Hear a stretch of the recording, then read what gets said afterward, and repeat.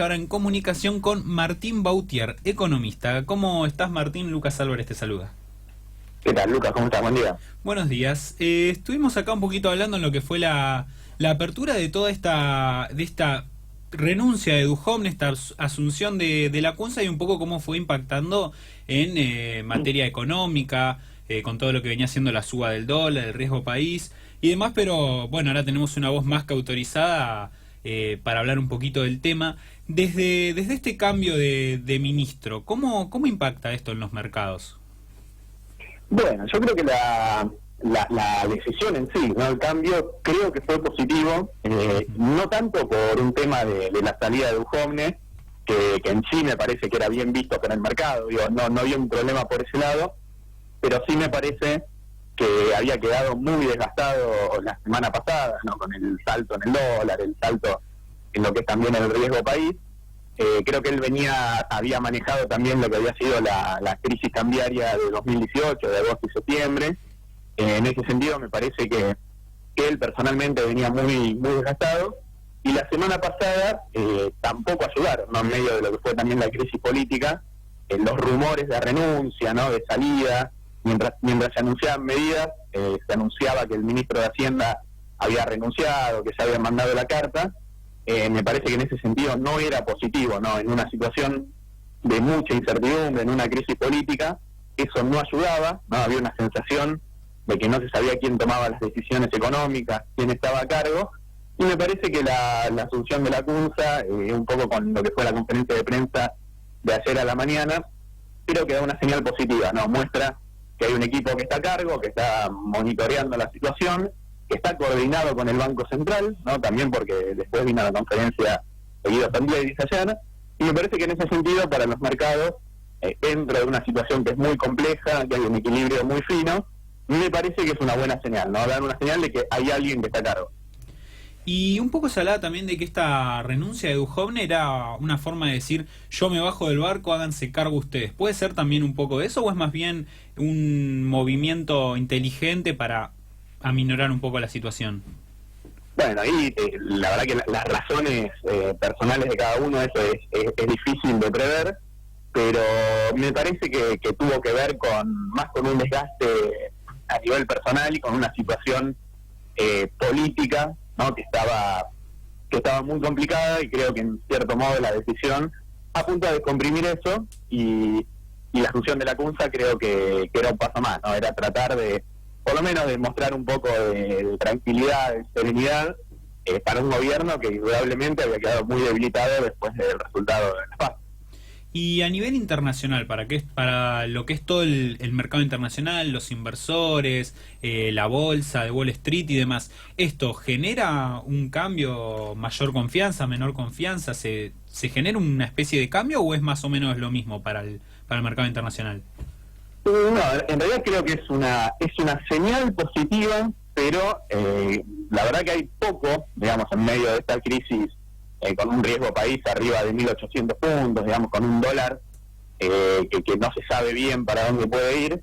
Digo, en ese contexto me parece que es una señal, es una leve señal positiva, que el mercado creo que la toma bien, pero digamos, son muchas otras las cuestiones hoy en lo que estamos atravesando. Básicamente, uno lo ve en la economía, pero es básicamente una crisis política, ¿no? Una crisis política marcada por la incertidumbre, no solo por lo que pueda pasar en 2020, sino por lo que pueda pasar estos meses, ¿no? Yo creo que un poco el resultado de la PASO adelantó esa incertidumbre que el mercado estaba incorporando.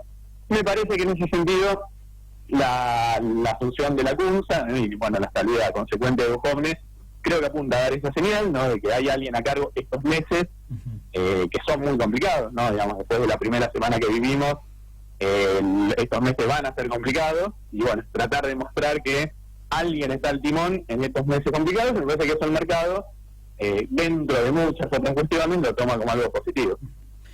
Una de las cosas que dijo la CUNSA cuando asumió al ministerio fue justamente esta apertura al diálogo, decir, vamos a convocar a los principales referentes de la oposición a que manden a sus economistas para poder hablar y ponernos de acuerdo para dar gobernabilidad. ¿Esto es positivo? ¿Es a nivel económico, ¿no? ¿Esto es una cuestión positiva o también da más o menos lo mismo, él también habló mucho de que el mercado está fijándose más en el futuro, en lo que se va a venir, que en el presente. ¿Eso es cierto?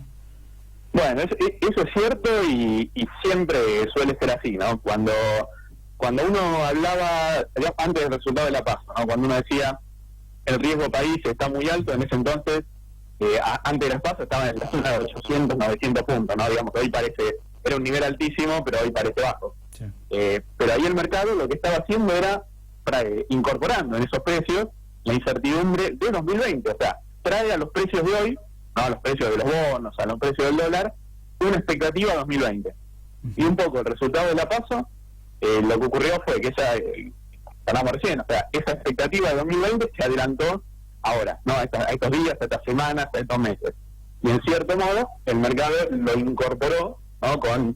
En los precios, con un salto en el riesgo país y un salto del dólar. Y en ese sentido, un poco lo que estaba detrás de eso, más que una cuestión económica, era una cuestión política, ¿no? Y, digamos, política, tanto del gobierno, ¿no? Que tenía que asegurarse una gobernabilidad que no quedaba demasiado clara estos meses, y del lado de la oposición también, quedó muy cerca de ganar la presidencia, y estaba un poco en duda cuál iba a ser la agenda para 2020, ¿no? El mercado tenía un poco eso en foco, mirando la responsabilidad del gobierno y la responsabilidad de la oposición. Creo que esta decisión de la CUNSA, en ese sentido, es una buena señal, ¿no? De decir, bueno, una apertura, vamos a escuchar a otros economistas, ¿no? Que nos traigan su visión, economistas de los candidatos. En ese sentido me parece que es positivo, como también ha sido positivo el hecho de que el presidente, digamos, mantuviera una línea abierta con Alberto Fernández, y eso me parece que también es positivo, porque la verdad que nuevamente, ¿no? Digo, más que económico, o sea, esto se ve en la economía, pero es una crisis de confianza, es una crisis por incertidumbre política, y en ese sentido es muy importante las señales que dan tanto el gobierno como la oposición. Y en caso de que hablaran desde la oposición, que anunciaran el plan económico, ¿puede verse una mejoría en la economía actual del día a día, o eso se vería más bien a largo plazo, una vez ya pasadas las elecciones generales y tal vez cuando ya asuma el próximo presidente? Claro, cuando uno está en medio de una dinámica financiera, ¿no? Como la que estamos desde la semana pasada, la verdad que siempre es muy difícil intentar predecir qué es lo que haría falta para que termine y dónde termina, ¿no? Siempre, claro, cuando los movimientos financieros son tan abruptos, tan acelerados, siempre es difícil pensar cómo eso funciona, cómo se frena, y cuáles serían las medidas o las señales que habría que dar. Pero me parece que desde el lado de la oposición sí hay mucha responsabilidad, en el sentido de, no sé si quizá de presentar un plan económico detallado para 2020, pero sí dar señales en temas muy puntuales que son los que el mercado le interesa, ¿no? Como es, por ejemplo, la cuestión de la deuda, la cuestión sobre si se va a avanzar en una reestructuración o no se va a avanzar en una reestructuración.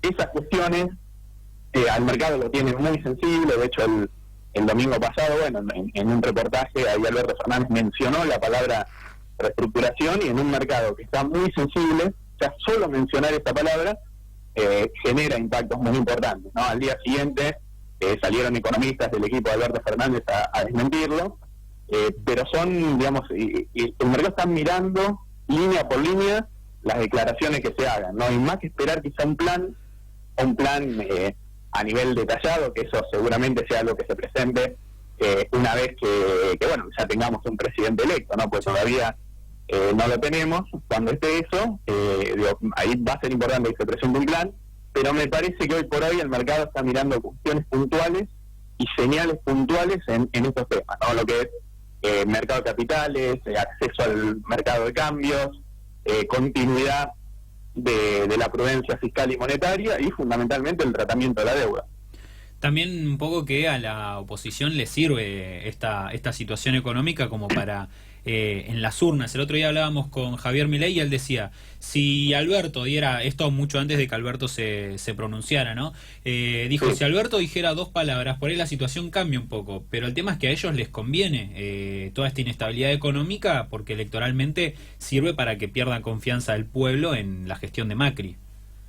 Claro, eso es lo que uno decía incluso antes de la PASO, ¿no? Cuando teníamos este riesgo país en 800, 900, que ya era muy alto y dejaba a la Argentina fuera del mercado, uno decía, bueno, la verdad que están los incentivos electorales, y claramente la oposición no tenía incentivo a dar demasiada tranquilidad y que ese riesgo país bajara, porque eso se iba a traducir en una mejora en los meses previos a la elección, una mejora tanto en un dólar que iba a tener menos presión, como en una menor tasa de interés que se iba a ayudar, no, digamos, al crédito, a las empresas, etcétera, a nivel de actividad. Eso uno lo venía planteando, ¿no? En los meses previos, que no había incentivos de la oposición para darle ese aire al gobierno. Ahora, yo creo que en la situación en la que estamos ahora, no en una situación tan delicada, con un riesgo país tan alto, con dinámicas financieras que una vez que empiezan terminan siendo impredecibles, yo creo que si bien todavía Alberto Fernández sigue teniendo el incentivo de que es candidato, y esa es un poco la particularidad de las PASO, aunque tenemos más de 2 meses o 70 días del presidente, es una especie de Pato Rengo, ¿no? Que perdió poder por el resultado de la elección, pero sigue siendo presidente, y donde tenemos del otro lado un virtual presidente electo, que no es presidente electo, sino que es candidato, y sigue teniendo los incentivos de un candidato.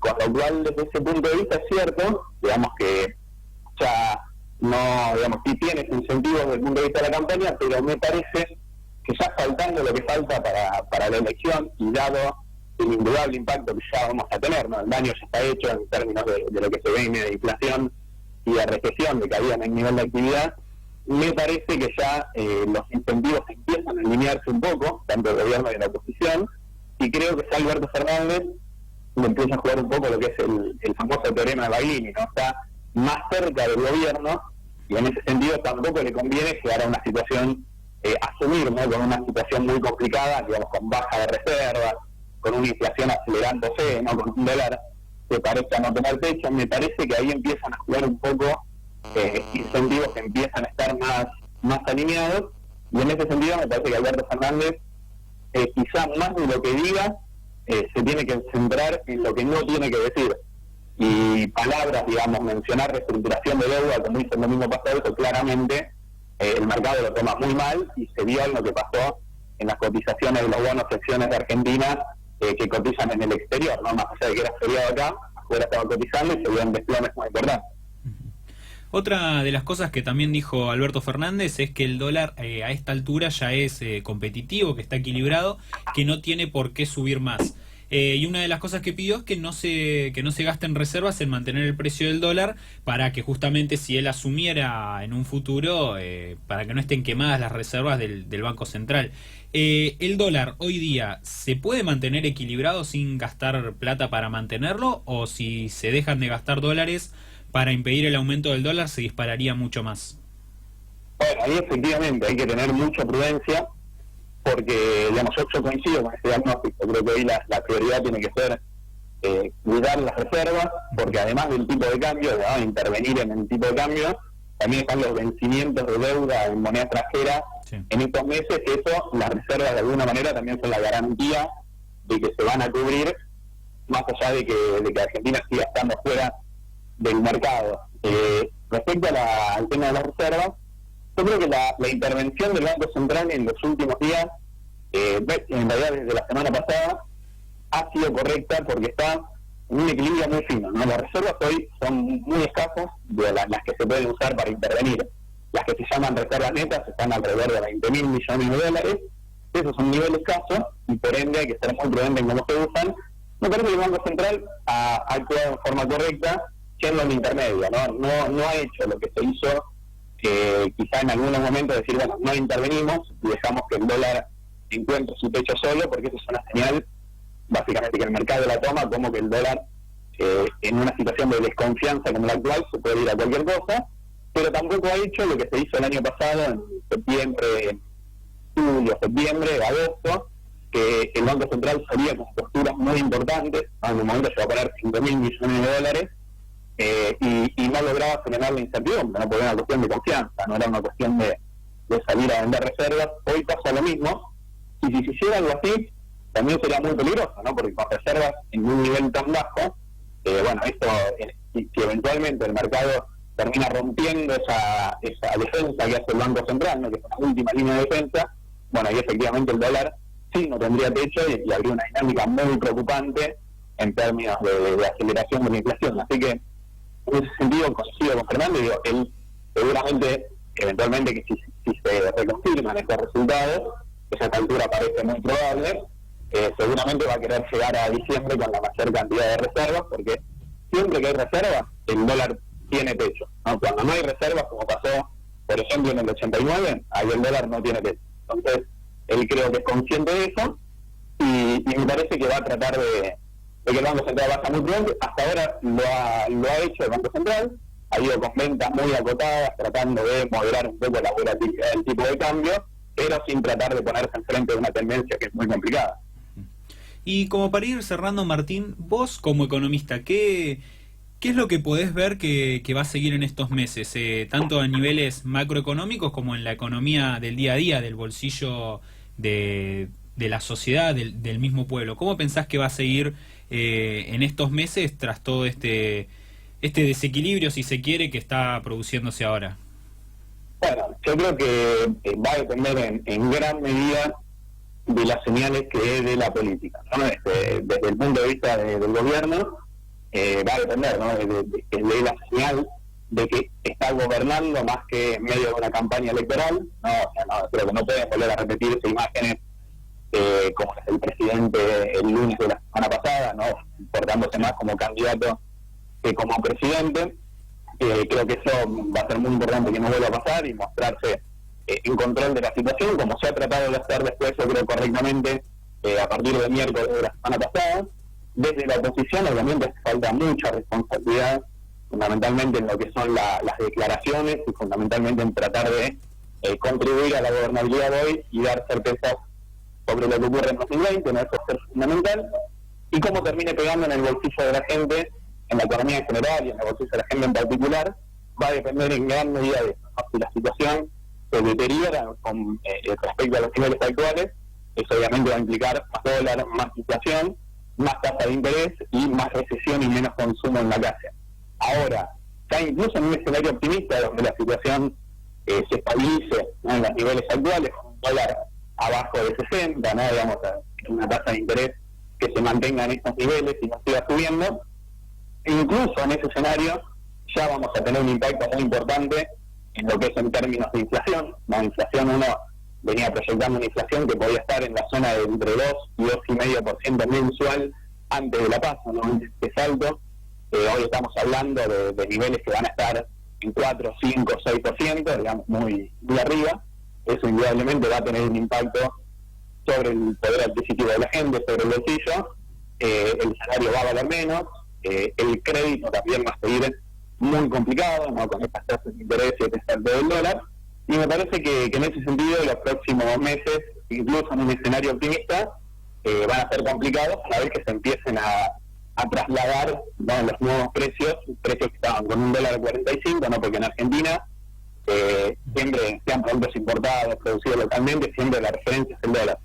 Y teníamos precios a 45 y hoy las empresas están viendo más o menos dónde fijarlo, ¿no? Con la incertidumbre no se sabe a qué precio fijarlo. Si el dólar va encontrando un equilibrio de corto plazo, probablemente esos precios empiecen a fijar a 55, a 60, y eso, incluso en un escenario optimista, lo vamos a ver en las próximas semanas y en los próximos meses. Te agradecemos, Martín, por este pantallazo económico de lo que fue un poquito lo que pasó ayer y en la pasada semana. Seguramente te molestemos en un par de meses, en un par de semanas, para que nos vayas explicando cómo va avanzando toda la situación económica en lo que es el país y también en la provincia de Buenos Aires. Muchas gracias. Perfecto, Lucas, muchas gracias a ustedes y a disposición. Muchas gracias. Ahí pasaba el economista Martín Bautier analizando un poquito las principales variables económicas desde lo que fueron las PASO y con la salida de Duhovne y la ascensión cuando asumió Hernán Lacunza al Ministerio de Hacienda. Nosotros nos vamos a una pequeña pausa y ya enseguida volvemos con más Fondo a la Derecha.